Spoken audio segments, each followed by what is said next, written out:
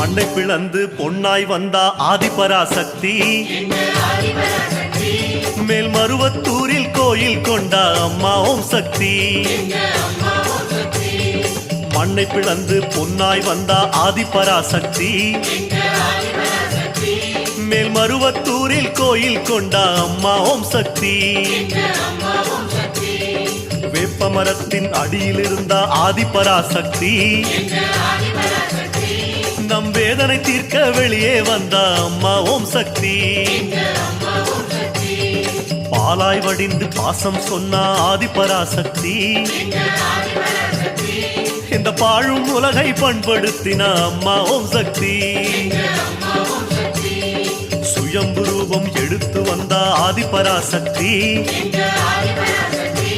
தன் அருளை சுரந்து ஆதரித்தாளே அம்மா ஓம் சக்தி